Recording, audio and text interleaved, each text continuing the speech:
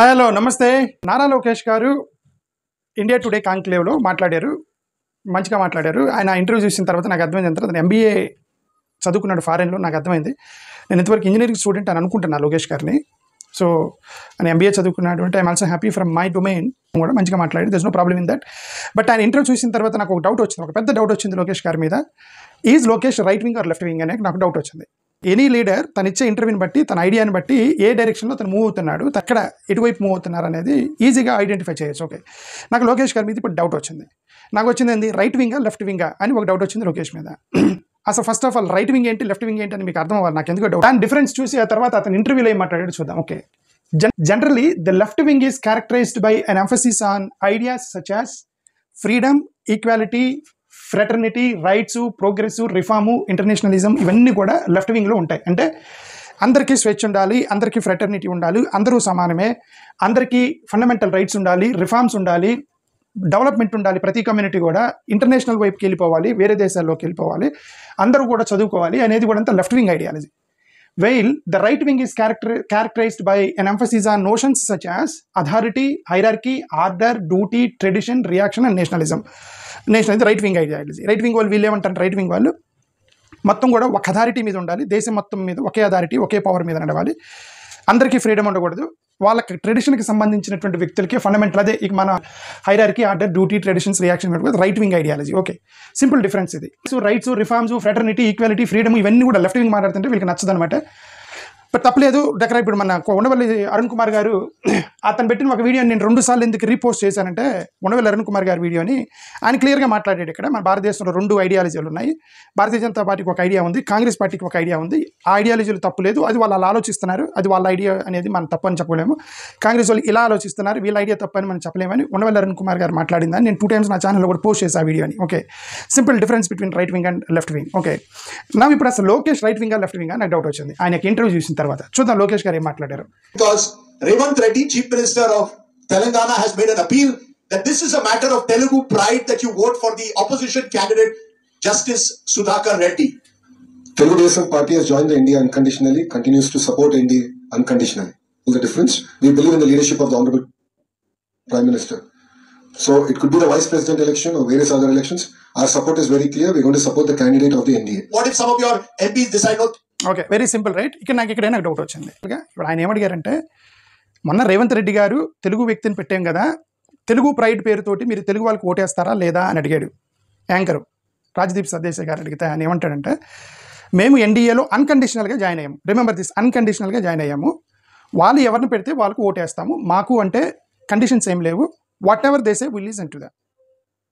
నాకు ఇక్కడే డౌట్ వచ్చింది, ఆయన రైట్ వింగా లెఫ్ట్ వింగా అని. ఎందుకు, నరేంద్ర మోడీ గారు clearly is the right wing leader. Narendra Modi గారు రైట్ వింగ్ లీడర్ అయినప్పుడు సెంట్రల్లో కూర్చొని రైట్ వింగ్ ఐడియాలజీ మీద వాళ్ళ చట్టాలు ఇవన్నీ చేస్తూ ఉన్నప్పుడు మీరు అన్కండిషనల్గా సపోర్ట్ చేసుకుంటూ పోతే then you are also right wing leader, right? Then you are supporting right wing ideology. Very simple right. నాకు అక్కడ డౌట్ వచ్చింది. మోర్ ఓవర్ ఈయనేమంటాడు, నరేంద్ర మోడీ గారు ఏమి చెబితే అది వీళ్ళు వినేటప్పుడు ఇంకా ఈ పార్టీ ఎందుకు మధ్యలో, మనకి తెలుగుదేశం పార్టీ అవసరమా? తెలుగుదేశమనే కాదు, ఏ పార్టీ అయినా సరే, when you are unconditionally supporting a party, unconditional support అంటే వాళ్ళు ఎలాంటి నిర్ణయం తీసుకున్నా మీరు అబ్జెక్షన్ చెప్పనని అర్థం. అంటే అర్థం, whatever the decisions they make you are just following it అయినప్పుడు then why there is a block here, why there is TDP party here? డైరెక్ట్గా భారతీయ జనతా పార్టీనే రూల్ చేస్తే పోతుంది కదా స్టేట్ని.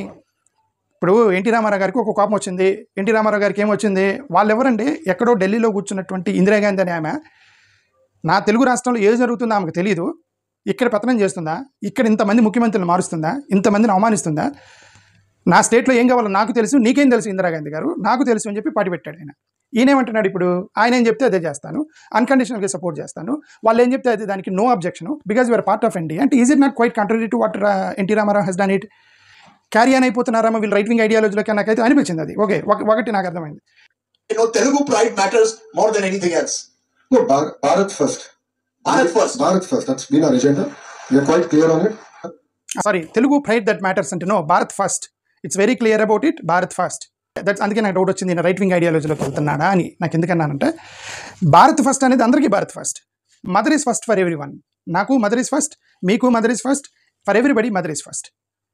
But how mother is thinking, that's most important, right? What is the idea of the mother, that's most important. All mothers are not same, right? ఇప్పుడు కొన్ని కుటుంబాలు ఉంటాయి, different kinds of families ఉంటాయి. కొన్ని యునైటెడ్ ఫ్యామిలీస్ ఉంటాయి, కొన్ని nuclear families ఉన్నాయి, joint families ఉంటాయి. ఈ జాయింట్ ఫ్యామిలీస్లో ఒక పెద్ద ఆయన ఉంటాడు, పెద్ద ఆయన చెప్పినట్టు వీళ్ళందరూ వినాలి, చిన్నపిల్లలు వీళ్ళు మొత్తం కూడా ఆయన కిందే వీళ్ళు పెరుగుతూ ఉంటారు. వీళ్ళు రిస్ట్రిక్షన్స్ ఉంటాయి, రూల్స్ ఉంటాయి, పిల్లలు మీరు బయటికి వెళ్ళొద్దు, పెద్ద ఆయన చెప్పినట్టు మీరు పెద్ద ఆయన చెప్పకుండా మీరు బయటానికి లేదు. ఒక 78 సంవత్సరాల ముసలి ఆయన కంట్రోల్ చేస్తూ ఉంటాడు ఫ్యామిలీ మొత్తాన్ని. అది జాయింట్ ఫ్యామిలీస్, న్యూక్లియర్ యునైటెడ్ ఫ్యామిలీస్లో దొరుకుతాయి. న్యూక్లియర్ ఫ్యామిలీస్లో ఫ్రీడమ్ హ్యాపీ ఉంటాయి, right.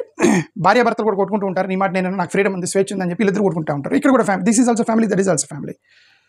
This is also mother, that is also mother. This is also country and that is also country. But ideas are different. That's what we are saying that. If for everyone, the Bharat is first.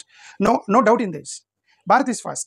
But on which idea you are building the Bharat, that is most important. You are supporting which kind of Bharat that is being formed, that is being developed. That Lokesh should answer that. Simply we cannot say that Bharat is first, and even for me Bharat is first. But for me, the Bharat is first, which is formed out of the regionalism. నాకు ఏంటంటే regionalism నుంచి తయారైనటువంటి Bharat first.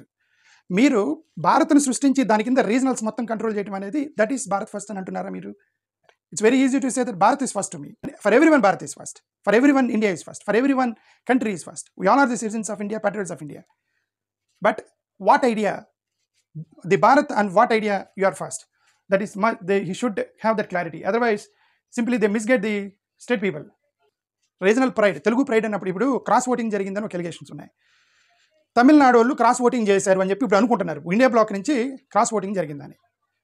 నేనైతే నమ్మట్లేదు, ఎందుకంటే DMK వాళ్ళు చేస్తారని నేను అనుకోవట్లా. బట్ నా ఐడియా నేను తప్పైండిపోవచ్చు కదా, but I may be wrong, but even I also go wrong some times.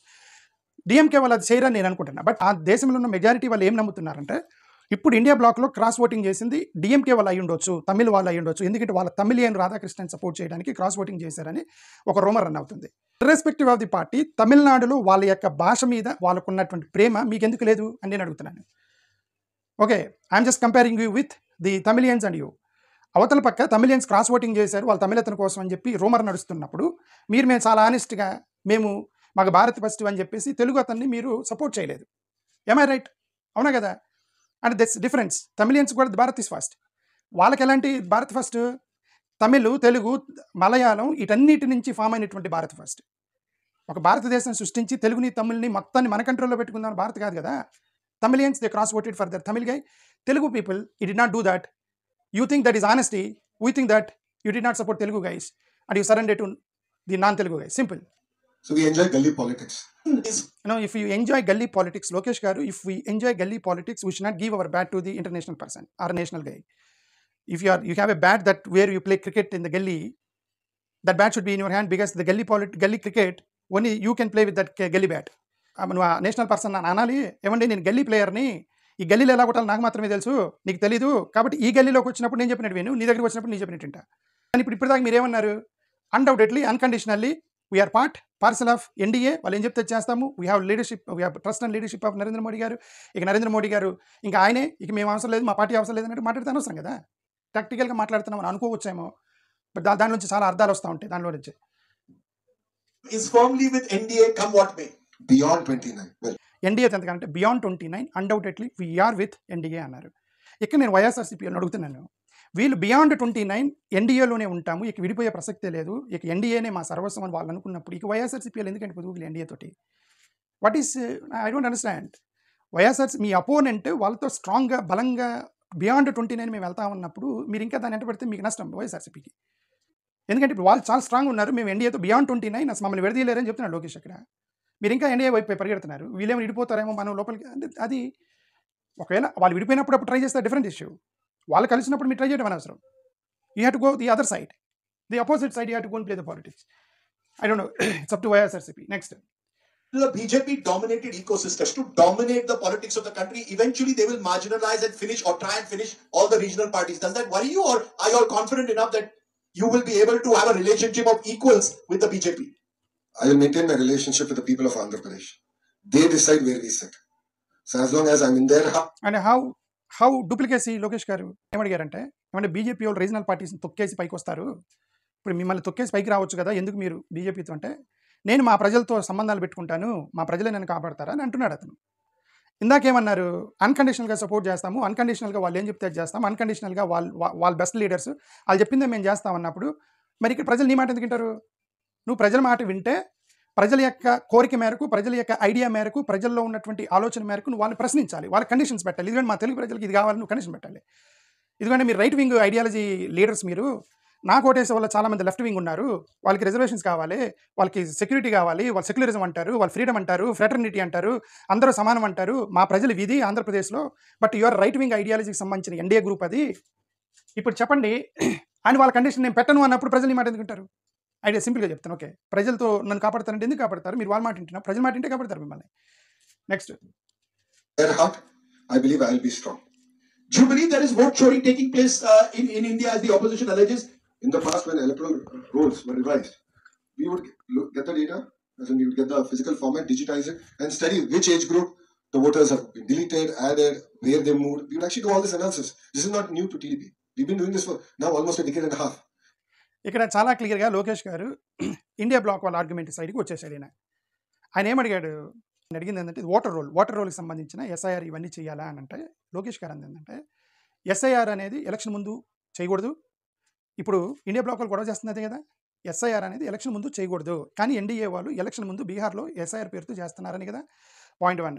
Point 2 ఇతను ఏమంటాడు, మేము తెలుగుదేశం పార్టీ వాళ్ళకి మాకు ఆ సమస్య లేదు, మేము ఓటర్ లిస్ట్ తీసుకుంటాము, ప్రతి ఒక్కటి వెరిఫై చేసుకుంటాము, ప్రతి ఒక్కటి మేము షార్ట్అవుట్ చేసుకుంటాము, ఇక్కడ ఎందుకు తీసేశారు మొత్తం ఏ రోజుకో రోజు మేము చేసుకుంటాము అని అన్నారు కదా, లోకేష్ గారు అన్నారు కదా.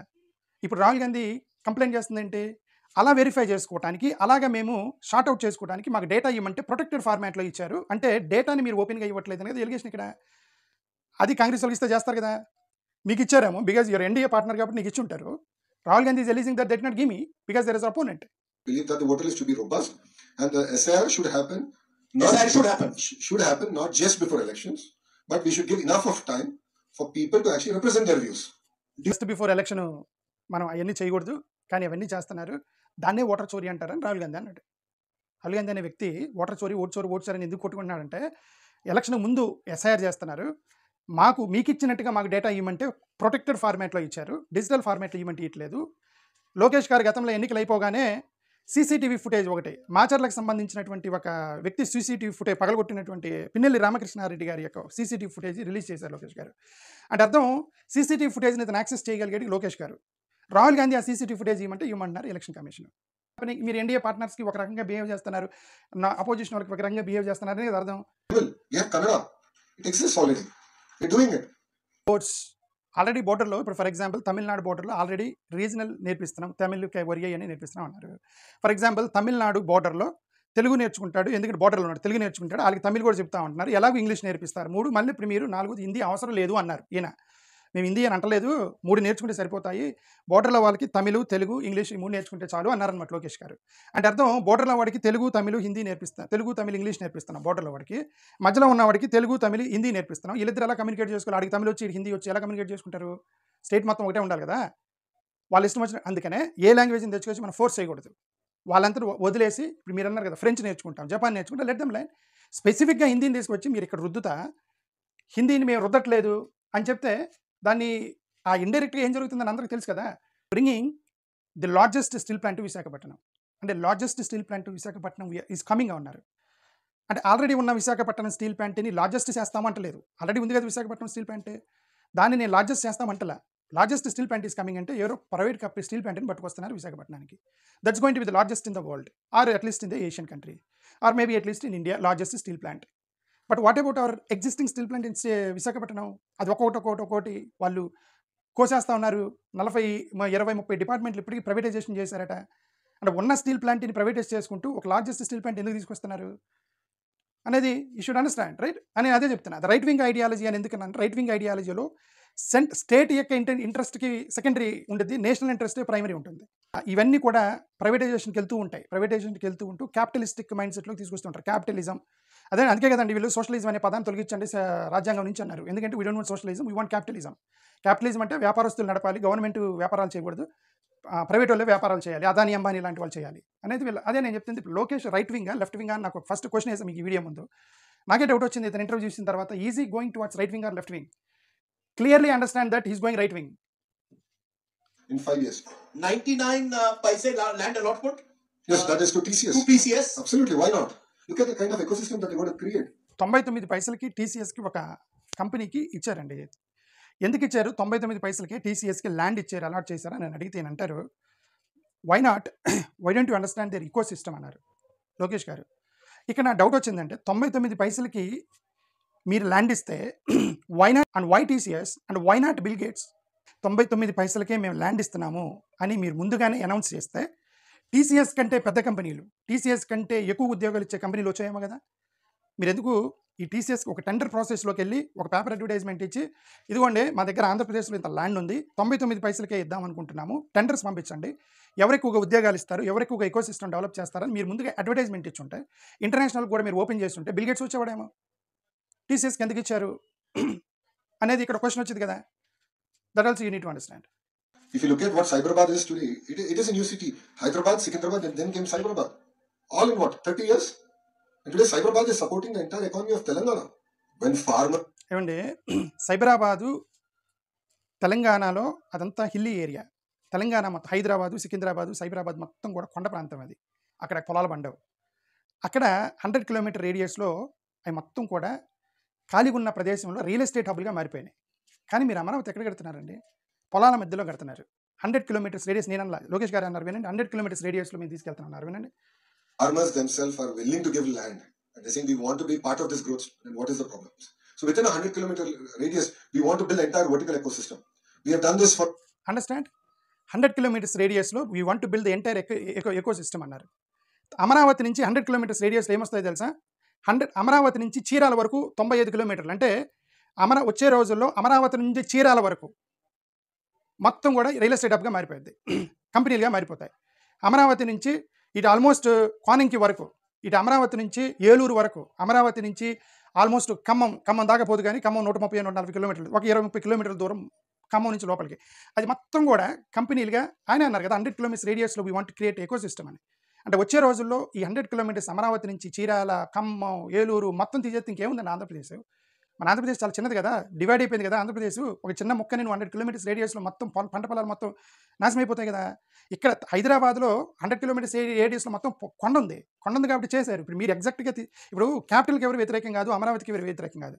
అమరావతి మీద ఇంట్రెస్ట్ ఉంది, క్యాపిటల్ మీద ఇంట్రెస్ట్ ఉంది. బట్ అమరావతిలో క్యాపిటల్ పెట్టడం అనేది ప్రాబ్లం అంటున్నాం. అమరావతిలో క్యాపిటల్ పెట్టడం వల్ల ఇప్పుడు లోకేష్ గారు అన్నట్టుగా 100 కిలోమీటర్స్ రేడియస్లో మొత్తం ఈకో సిస్టమ్ డెవలప్ చేస్తే ఇటు పక్క చీరాల, ఏలూరు, ఖమ్మం మొత్తం కూడా పంట పొలాలు పోతాయి అనే కదా అర్థం రాబోయే రోజుల్లో.